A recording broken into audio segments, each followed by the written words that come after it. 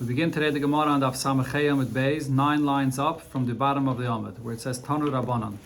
The Gemara here is going to begin with a Braisa that speaks about the halachas by a mikveh, specifically the halacha of Mayim She'uvim. The halacha by a mikveh is that a kosher mikveh is only with rainwater. If there's rainwater that's being drawn in a vessel, and from there it flows or is being poured into the mikveh, that's what's called Mayim She'uvim, drawn water, and it's possible for the mikveh.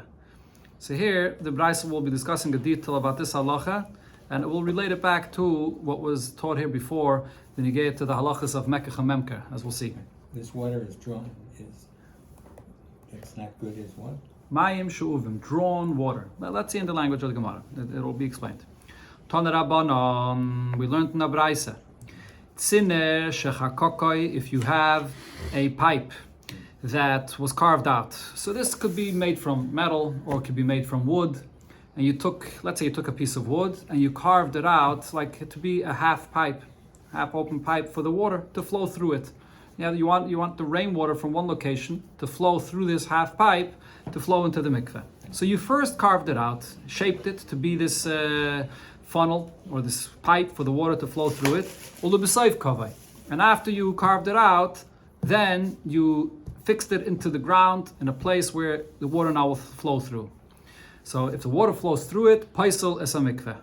The water here becomes mayim she'uvim, it passes the mikveh. You first carved this thing out, so it became a keli. The fact that afterwards you established or you fixed it into the ground doesn't change its status that it had first, that it was a keli. Anything that's within the ground itself is not a keli. It's like part of the ground itself.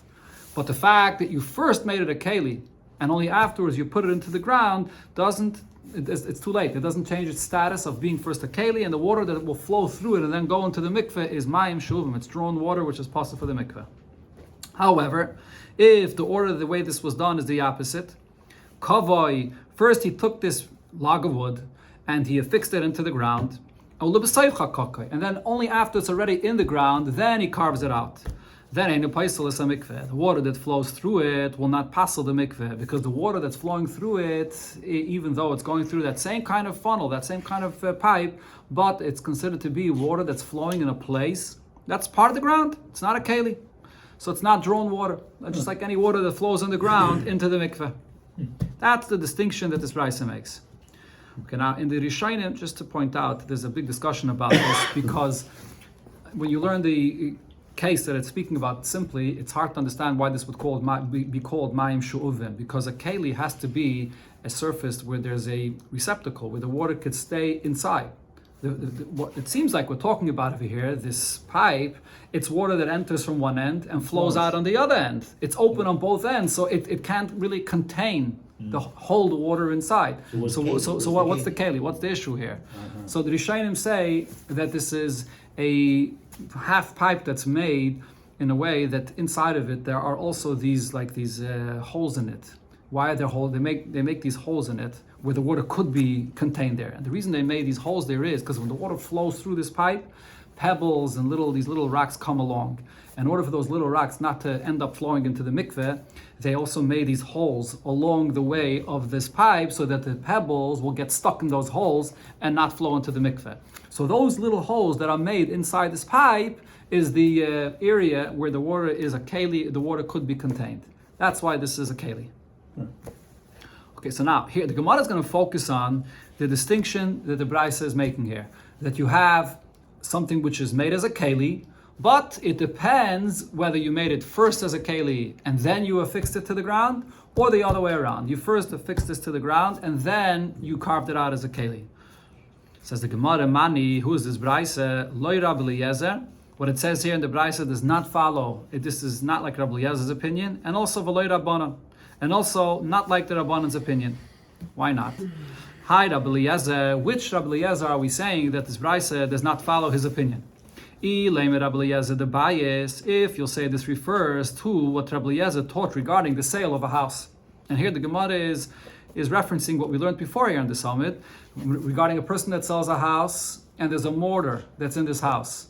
And Rabbi Eliezer said that there's a difference. If there's a mortar that's in the house, or actually Rabbi Eliezer says, again, let me explain this. In the Braise, it speaks about two types of mortars. Very similar to what we speak about here. One kind of mortar is that it was carved out. This mortar was made and fashioned from something that's chatchile, part of the house. The lashon of the Braise before was chakokoi. It was carved out from something that's a fixed part of the house, part of the wall of the house, a part of the floor of the house, and this mortar was carved out from that rock.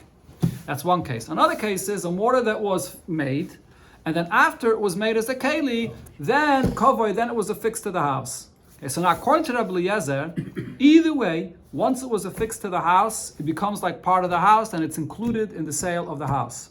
So what the Gemara is suggesting to say is that probably when you're saying that the distinction in this Braise regarding the mikveh does not follow the opinion of Rabbi Eliezer, why not? It's because when it comes to the sale of a house, and we're discussing what's included in the structure of the house and what not, Rabbi Eliezer says that this mortar, whether you made it as a keli before and then you affixed it to the house, or it was in the house, and after this material of the house itself was fashioned, was carved out, either way, it's part of the sale of the house. So we see that Rabbi Eliezer does not hold of this distinction whether it was made a keli before or it was fashioned as a keli afterwards.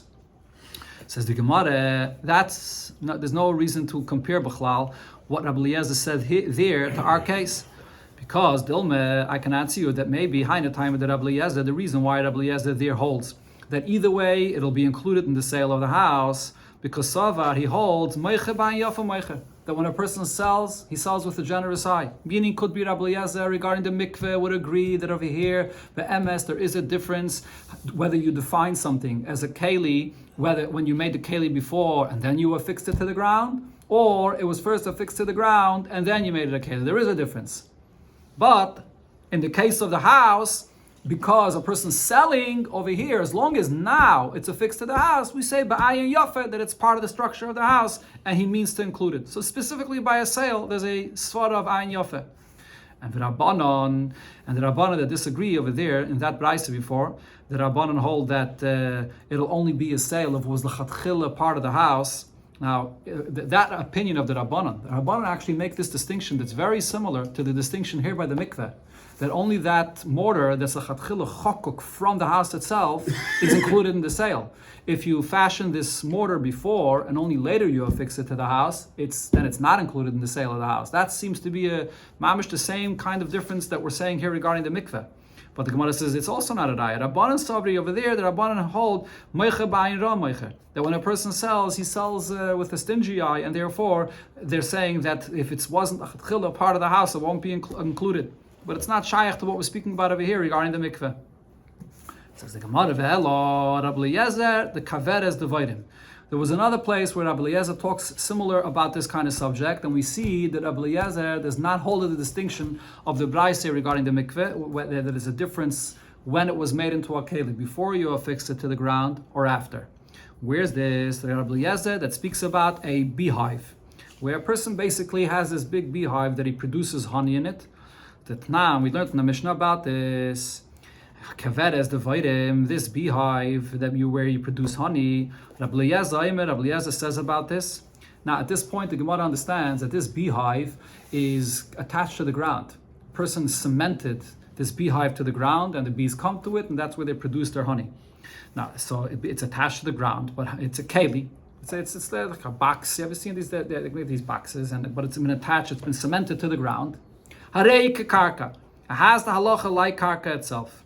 And what that means is, first of all, regarding a kinyan, to acquire something, there's the specific kinyan to acquire something when it's karka, and you can acquire agavit. There's a kinyan of agav. Together with it, you can acquire other things. It has halacha of karka, and therefore also the kaisvin aleh pruzbul. You can write a pruzbul for this. The Rashbam gets into a whole big arichas here regarding the concept of pruzbul. The pruzbul is in the year Shemitah when it absolves your loans. Unless you write a pruzbul, the pruzbul is when you give over your loans to the bezdin. The Torah is saying that only your personal loans get absolved, but not if it's given over to a bezdin. That's what the concept of the pruzbul is. And the Rashbam says that why do you need a piece of karka for the pruzbul to take effect?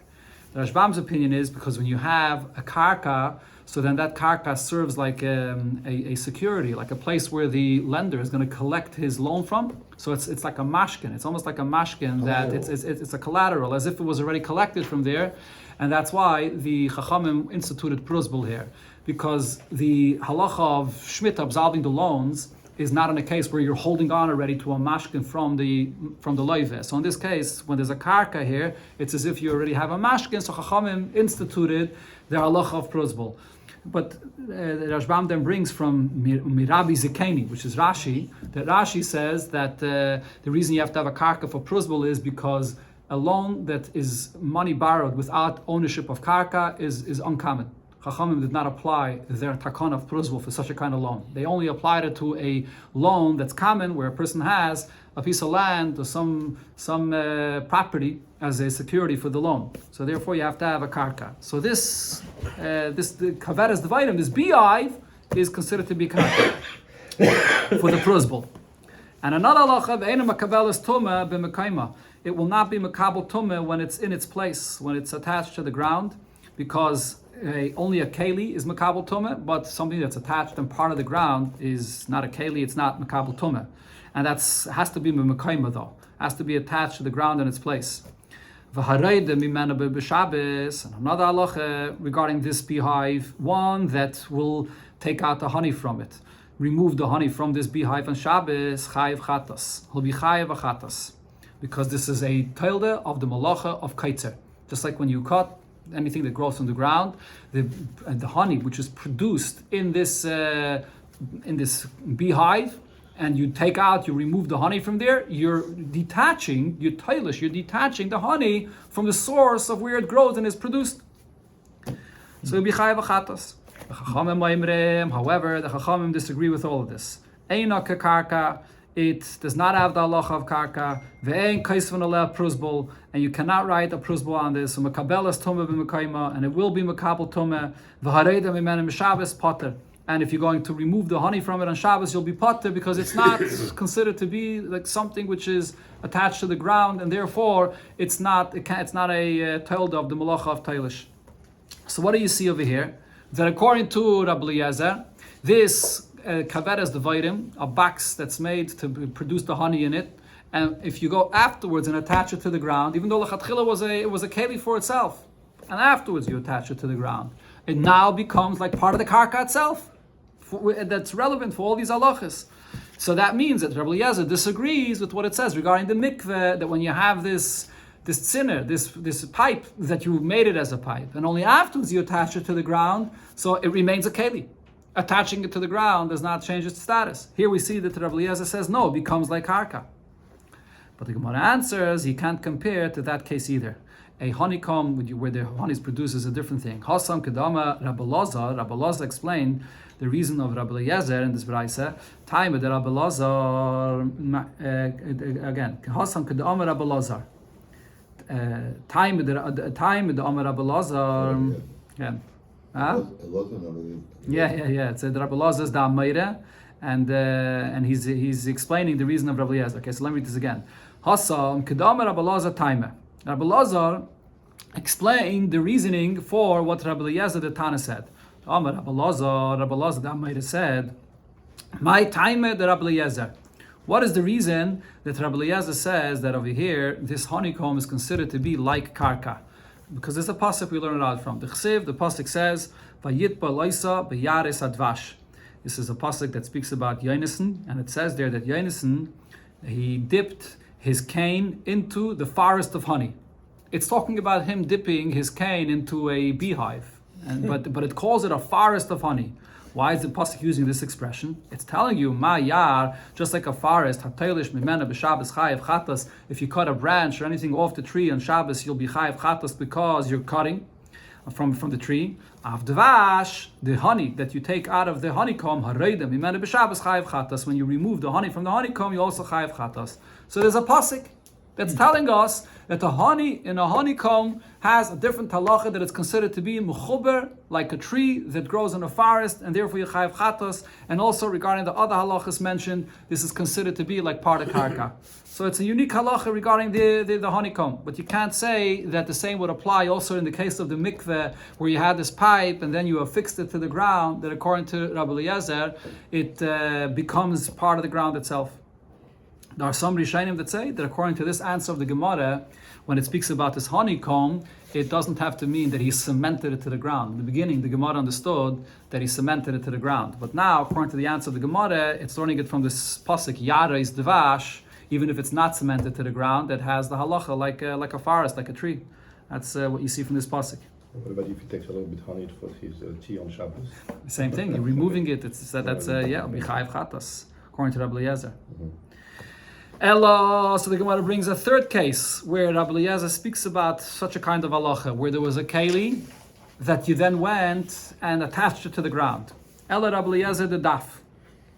Rabbi Eliezer of the case of a board or a shelf. What's this case? That nan, we learned in the Mishnah in Kalim, daf shel nachtaimim.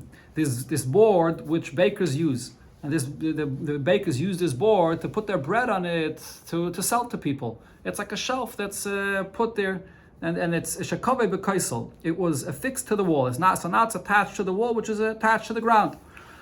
Rabbi Eliezer metai. Rabbi Eliezer says this daf, because it's now attached to the ground, it's not considered to be anymore a keli for itself. It's attached to the ground, and therefore it's toy. It's not mekabel tumah. Okay, so now this daf, how is it made, this daf? You have to take a piece of wood, a plank of wood, and you have to smooth it out. And after it's smoothed out, then afterwards it can be attached to the wall. Or it could actually be done in the opposite order. You can take a rough piece of wood, you can attach it to the wall, and then after it's attached, you can smooth it out. Similar to what we learned before regarding the mikveh, you can either attach it to the ground first and then carve it out, or the other way around. You can carve it out first and make it a keli, and then affix it to the ground. So over here, when it comes to this daf shel nachtaimin, Rabbi Eliezer says once you attach it to the wall, it's not anymore considered to be a daf for itself. It becomes part of the wall. It's like part of the structure of the walls of the house, of the floor, and therefore it's toyer. Now over here, Rabbi Eliezer, he doesn't make any distinction whether you made it a keli first and then you attach it to the wall. Did you smooth it out first and then attach it to the wall? Or did you attach it to the wall first and then smooth it out? He doesn't make any distinction. He just says either way, once you attach it to the wall, it's toyer. On the other hand, the Chachamim mitamin. Chachamim say that even after you attach it to the wall, it's going to be tameh, because this daf is considered to be a keli for itself. And even if later you attach it to the wall and it becomes part of the wall, it doesn't change the fact that it is considered to be a keli. And even if you attach it to the wall first, and only afterwards you smoothed it out to be a keli, either way it doesn't matter. It's considered a keli and it's tameh. So the Gemara says, so what do we see from here? So mani, who and the brayso that's made the distinction regarding the mikveh, that there it says that it makes a difference whether you prepare this pipe before you affix it to the ground or after. So who's that brayso going according to? If we compare it to the two opinions here regarding this daf, Rabbi Eliezer, if we would follow Rabbi Eliezer's opinion, so Rabbi Eliezer holds a filah chakakay lebesayf kavay. Rabbi Eliezer says even if you made it a keli, you smoothed out this board first, and then you affixed it to the wall. What's the halacha? That Rabbi Eliezer says it's tar. Once you affix it to the wall, it becomes like part of the wall. So he doesn't hold of what we said by the mikveh when you made it a keli first, that it'll remain a keli. Rabbanan, and if you're following Rabbanan holds a filah kavay. If you attach this daf to the wall, and only afterwards you smoothed it out. So nami, the Rabbanan hold in such a case, it'll still be tummy. It's still considered a keli. So the distinction that it says by mikveh, both Rabbi Eliezer and the Rabbanan don't say over here. So the Gemara says, no, that there's a difference. You can't compare the case of the tumah regarding this daf to the case by the mikveh. Why? I can tell you that the brayso about the mikveh is following Rabbi Eliezer's opinion. So why, when it comes to this daf, does you not make the same distinction? Because Vishani Pshute creates the tumah the Rabbanan. Because here we're talking about, the way that the Gemara understands at this point is that we're talking about a wooden board. And this wooden board, minatayra, there's no tumah for this, because it's not really a keli. It's just a straight board. This straight board, even after you smooth it out, minatayra, there's no tumah to this. The whole tumah of this board is only midrabanan. So because the whole tumah is only midrabanan, here Rabbi Eliezer was makel, and he said, once you attach it to the wall, doesn't make a difference if you fashioned it, if you've smoothed it up before or after, it's not going to be makabel tumah anymore. But by contrast, when it comes to the case of the mikveh, over there, the psul of the wall, of the drawn water of the mayim shuvin is a problem in Atayra. Because it's a problem in Atayra, there we're machmer. If it was made a keli before it was affixed to the ground, over there it's going to passel the water. That's the distinction. Okay, so the Gemara now says, based on this, Meklal, I understand from your answer that what you're trying to say is the she'iv doiraisa, that the drawn water that passes a mikveh, this is a psul min atayre. That's why there Rabbi Eliezer would be more machmer. So the Gemara asks on this, how could you say so? V'kaimelon derabanan. But we know that the psul of mayim she'uvim is only mit derabanan. There's a few pshatim. Actually, I had to learn the pshat on this Gemara here. The Rashbam's pshat in the Gemara here is that when you have a mikveh, that there's no 40 sa'ah, which is the minimum amount you need for the mikveh. There's no 40 sa'ah of rainwater there yet. So then you have to have rainwater min atayre. The psul of mayim she'uvim is min atayre. But here though, this Bryce is talking about a case where you have already a kosher mikveh of 40 sa'ah from rainwater. And then there's a funnel where the drawn water is going to flow through into this existing kosher mikveh. In such a case, where there's a kosher mikveh, and now there's rainwater that's flowing into it, over here, the fact that this mayim she'uvim will passel the mikveh, that's all absurd, that it's only midrabanan. And the Rashbam says that the diak of the Gemara is because the lashon of the Braisa is paisel es hamikveh. Paisel es hamikveh sounds like there's an existing mikveh here already of rainwater, and now there's additional drawn water that's flowing into the mikveh. It's in this case that mayim she'uvim will be pasul only midrabanan. That's what the Gemara is saying here, according to the Rashbam. There are other Rishonim though that disagree. There's two or three or four opinions about this. There is an opinion in Rishonim that say that the entire concept of mayim she'uvim that's pasul by a mikveh is all midrabanan, even in a case where there was no kosher mikveh there l'chatchila. There's a drasha that the Gemara brings, and the Rashbam. The Rashbam doesn't quote here this drasha, but the Gemara compares and says that a mikveh has to be like a mayan. Mikveh, mayan, that it can't be drawn water. So that's the source to say that the psul of mayim she'uvim is min atayre. But other Rishonim say that drasha is not a real drasha min atayre. Either way, the Gemara here is making the point that you can't make a distinction between the case of this daf that you say there the tum is only with the rabbanon, and the mikveh where the psul of mayim she'uvim is min atayre, because it's not the case. By mayim she'uvim, the problem with the mayim she'uvim is also a problem that's only midrabanan. Now, besides this, the Gemara says, v'oi, additionally, I can ask you, even if you're going to say that when it comes to the mayim she'uvim, it's a psul min atayre, but let's go back to the case of the daf. Is it really true that the tumah of this daf is only a tumah midrabanan?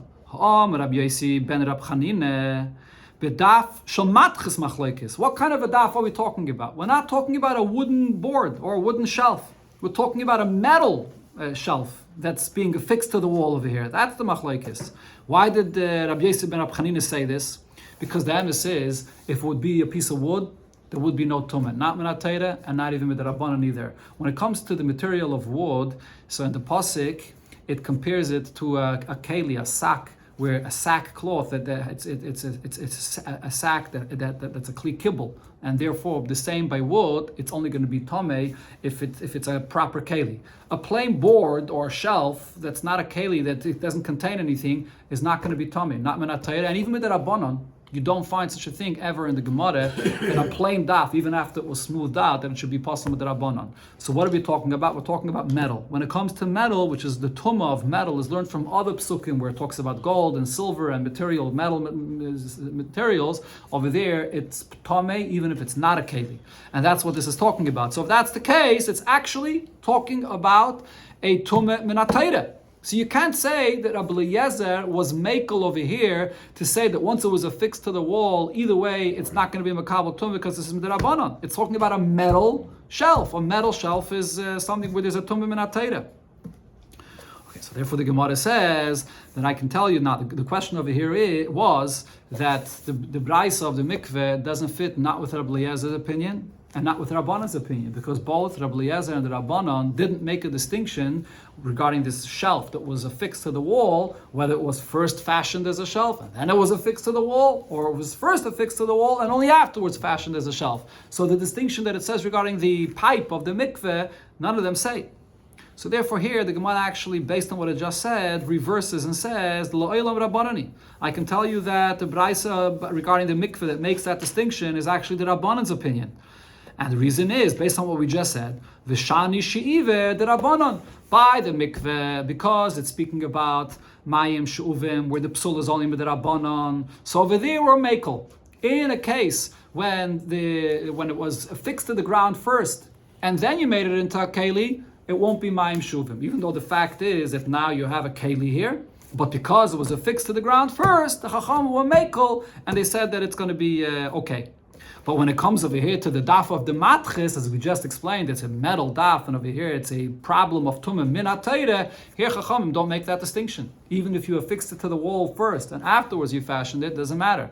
It's going to be considered to be a metal daf that's going to be. It's not even after you affix it to the wall. It doesn't change the fact that it's a shelf and it's a piece of metal for itself, and it's going to remain. It's going to be tomei.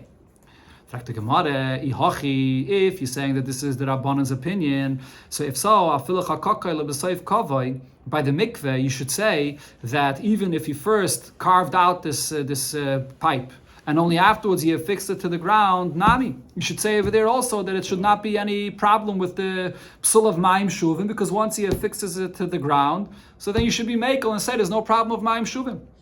Because it's only with the Rabbanon. The reason the Gemara is asking this question, because you see from the Rabbanan's opinion, there really is no difference logically when you make a keli and then you affix it to the ground or you attach it to the wall. There really is no difference whether you made it a keli first and then you attach it to the ground. The order of how it happened really doesn't make a difference. And that's why when it comes to the daf, when there's a tumah min ha-Torah, the fact that you attach it afterward to the wall doesn't make a difference. It doesn't make a difference when you made it into a keli. If so, when it comes to the mikveh, which is only possible with the Rabbanon, over here Chacham will makel because it's attached to the ground. So I should say that regardless, once it's now attached to the ground, water that flows through should not be Mayim Shuvim. So the Gemara answers, no, Shani Hassam, over there, when you first made this pipe into a keli, and only afterwards you attach it to the ground, the Ikket Toiris Keli Olav Betolush, because it was a keli before you attach it to the ground, so Chachamim will geyser, because people see that there was a pipe here. There was a pipe that existed before you attach it to the ground, and now the water is flowing through that pipe. Even though now you attach it to the ground, but people see that there was a pipe here, so therefore Chachamim were geyser that this should be like the psul of Mayim She'uvim regarding any type of keli that should apply to this. So it's a gzeira midrabanan that they were geyser in this case, that people shouldn't confuse it with other kinds of kelim. Okay, so it comes out according to what the Gemara said here, that the Braisa before regarding mikveh could follow the Rabbanan's opinion of this Braisa, but not Rabbi Eliezer. Now the Gemara brings another case also that there'll be a relevance regarding this kind of situation where you have something that is a keli that's been affixed to the ground. Boy, Rav Yosef asked the following shaila. Mei gishamim, rainwater, shechashav aleim, that the person is thinking to himself that he's interested that lahadiach has a itzter bulin, that this water should wash out the itzter bulin. What's this itzter bulin? This was mentioned in the Mishnah and in the Braisa before. It's this wooden ring or this wooden base that is on the bottom of a mill, and this itzter bulin apparently over time gets dirty from all the flour, and when it rains, so the person is happy that the rain will wash it out, will clean it out. Okay, now what's the relevance of this halacha? This halacha is speaking about any zroyim, anything that grows from the ground. It's not mukhshel lekabel tumah. It's not susceptible to tumah unless it gets wet by water or by any of the zayim mashkin. Here we're talking about water. But the halacha though is when the produce becomes wet and then it becomes susceptible to tumah, it has to become wet with your agreement, with your ratzon. It's learned out from the pasuk where it says kiyutan mayim al zara. I'm not going to get into all arichas here, but the point is it has to become wet with your ratzon. Now, and that's one detail. Another detail to this is even if your ratzon was not that this produce itself should become wet, but your ratzon was that a keli, let's say you have grapes, and the grapes are inside a keli, in a bowl or whatever it is. Your ratzon is that the bowl should be washed, that the bowl should be wet. So then the grapes that got wet together with that bowl, it'll also become susceptible to tumah. However, this only applies if your ratzon is that a keli should become wet. Then the grapes or another whatever produce there is there, when it got wet, it'll also become tameh. But if you had a ratzon that a wall of your house should become wet, you want the wall of your house to be washed off. The wall of your house is like part of the ground. The fact that your ratzon was that something which is part of the ground should become wet, and then together with that rainwater makes also produce wet, it's not going to be machshir to be makabel tumah. So here we see again a relevance of this concept that you have a water that's making your produce wet. If your interest was that a keli, which is detached, should become wet, and it's that water that made your produce wet, it becomes susceptible to tumah. If your interest was that a wall or something that's attached to the ground should become wet, and it's that water that made your produce wet, it does not become susceptible to be makabel tumah. So now the question is regarding this itzter bulin. What's the story with this itzter bulin? This itzter bulin is really logs of wood, basically, that's made as a ring around this mill. These logs of wood are detached from the ground originally. Elamai now was affixed into the ground to be there permanently as a base or as a ring around this mill. Now, if the person is interested that the water should wash out this itzter bulin, and when it washes it out, it makes the zrayim, it makes other produce wet as well. The question is that going to be considered a ratzon for something which is tolush, something which is detached from the ground, to be mikabel tumah? To become wet, that is, and therefore the zrayim will be makabel tumah. It becomes now susceptible to tumah, or no?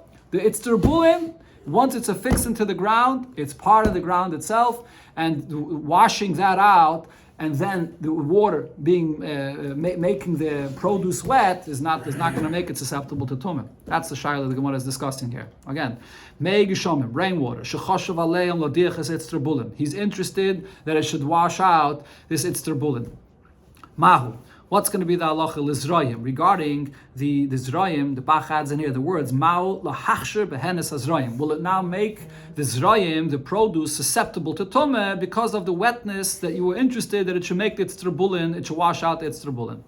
Says the Gemara, aliv de Rabbi Eliezer. Now, according to Rabbi Eliezer, the Omar Rabbi Eliezer said, "Kol ha'mechubel lekarka harei kakarka." Rabbi Eliezer's opinion is anything that's now attached to the karka is part of the karka. There's no room for any shaila over here. This is going back to the Braisa before when it spoke about selling a house. Over there in that Braisa, Rabbi Eliezer speaks about this itzter bulin. Rabbi Eliezer also speaks about a mortar. And there, Rabbi Eliezer says when it comes to the mortar, the machteshes, doesn't make a difference if the machteshes was first made as a machteshes separately and then it was affixed to the ground, or it was made lechatchila in the ground. Doesn't make any difference. Either way, now that it's in the ground, it's part of the ground and it's part of the structure of the house and it's included in the sale of the house. So according to Rabbi Eliezer, there's no room for any shaila. And just like there he says that it's part of the house and therefore it's part of the sale, so over here as well, this itzter bulin is now part of the ground, it's part of the house, so therefore the water that washes that out and you're interested in it getting washed out will not make your zrayim susceptible to tumah. Now, the Rashbam here adds, even though the Gemara before said regarding the fact that these things are part of the sale of the house, that it's based on the svara of kol ha-moicher ba'ayin yafa moicher, so it's a different svara specifically regarding a sale, but the Gemara over here now says that nevertheless, this rule of Rabbi Eliezer applies to anything that's affixed to the ground, even regarding other halachas, not only regarding a sale, similar to what we saw before, Rabbi Eliezer's halacha regarding the daf, regarding that board that's now connected to be a shelf, it's connected to the wall. Okay, now the Gemara says, according to who is there a boye, ki tibaya loch aliba de Rabbanon. The question here is, according to the Rabbanon, the Omri einai kakarka. The Rabbanon are the ones that say that even something which is attached to the ground now, but lechatchila was made separate from the ground, and later you attach it to the ground. The question is, what's going to be the halacha over here regarding this itzter bulin? Or really, the Gemara is asking not only regarding the itzter bulin, the question is regarding anything that was lechatchila made separately, and now it's attached to the ground. So the Rashbam explains the basis of the Gemara's question is the Tanakama's opinion that we had in the Braisa on Daf Samachayim at Beis regarding the sale of a house. There in that Braisa, the Gemara said, according to the Chachamim, that when it comes to the mortar, they made a distinction. If it's a mortar that was l'chatchila part of the house, or it's a mortar that was made separately and then was attached to the house. If it was l'chatchila part of the house, then it's part of the sale of the house. If it was made separately and then it was attached, it was affixed to the house, then it's not included in the sale. That's what Chachamim said regarding a machteshes. When it comes to the itztrabulin, which is this ring, over there the Chachamim say that it is part of the sale, even though it's a chatchila made separately and now it's attached to the house.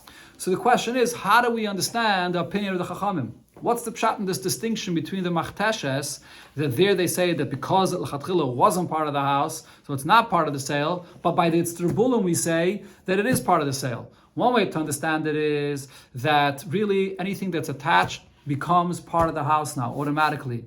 The itztrabulin, that's the reason why this itztrabulin that's now attached to the house is part of the sale, because it's not now it's attached to the house. The fact that they say by the machteshes that if it was made separately, it's not part of the sale, that's an exception. That over there's a special reason. A machteshes is a mortar that can be used separately. So over there we say moicher ba'ayin ra moicher, and it's not going to be part of the sale. Or maybe you could say it's the other way around. Maybe the Chachamim really hold once something is affixed to the house, it really does become part of the sale of the house.